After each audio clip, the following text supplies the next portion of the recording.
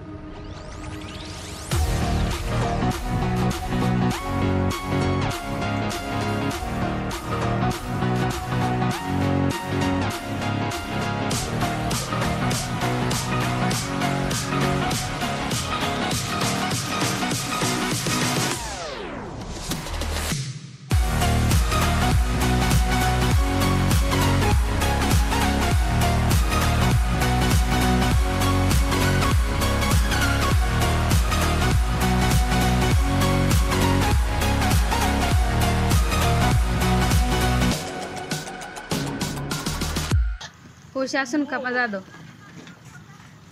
तर आमचं मिस्टर नोकरीला असल्यामुळं मला जास्त म्हणजे इथं शेळ्यांचं सगळं मलाच करावं लागतं. सकाळी ती थोडंफार मदत करतात, नंतर ती सर्व्हिसला बाहेर गेल्यानंतर मी आणि मला मदत करायला अजून एक आमची बहिणीची मुलगी आहे. आम्ही दोघी मिळून सगळं हे काम करतो. त्यांना पाणी भरणं, चारा टाकणं, म्हणजे कुठली शेळी आजारी आहे तर त्यांना म्हणजे कुठलं औषध देणं सगळं मीच करत असते.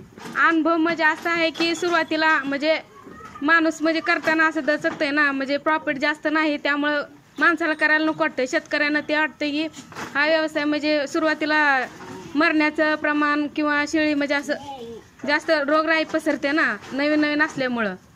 मग त्यांनी सुरुवातीला असं न घाबरता करतच राहावं आणि त्यांना वेळोवेळ डोस वगैरे द्यावं. त्यांना म्हणजे टॉनिक वगैरे पाजल्यानंतर ती व्यवसाय चांगलं सेटल होण्यासारखं आहे आणि भरपूर फायदा पण आहे. शेतीबरोबर हा व्यवसाय चांगला आहे शेतकऱ्यांसाठी. त्यांना महिन्याला डोस असतात डॉक्टरांकडं आणि 15 दिवसाला म्हणजे ती लिव्हर टॉनिक असतं. सर्दी झाले तर सर्दी व्हायच्या अगोदरच त्यांना म्हणजे असं वाटलं की सर्दी होणार आहे त्याच्या अगोदरच त्यांना डोस द्यायचं चालू असतं. सकाळी 10 वाजता मका असते, मग त्याच्यानंतर 5-10 मिनिटानं मग तुरभुसा असते, दुपारी हिरवा चारा असतो आणि संध्याकाळी हिरवा नाही तर मग भुसा असं चारा असतं त्यांना. मला जमीन नसून राहण्यासाठी 10 गुंठा घेतलेला आहे.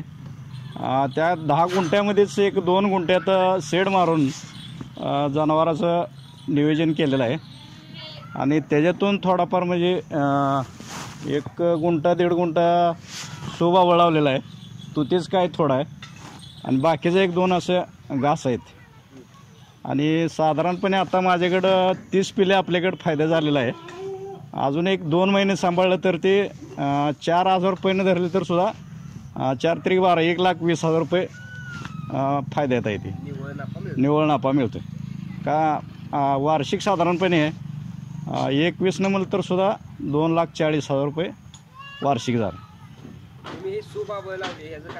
सोबाबळ जनावरांसाठी शेळ्या अशा आहेत की प्रत्येक वनस्पती खाणारे जात आहे.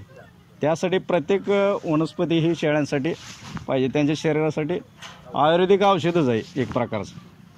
सोबाबळ ही 1 नंबरच. तुती सोबाबळ ज्या शेतकऱ्यांना शेळीपालन करायचं असेल त्या शेतकऱ्याने नापीक असं जमीन असेल तर सुद्धा सोबाबळसाठी चालतं आहे. एक एकरी साधारणपणे 3.5 किलो बी लागतं आहे. त्या 1 एकरातून साधारणपणे वार्षिक 3 ते 3.25 लाख रुपये मिळू शकतात.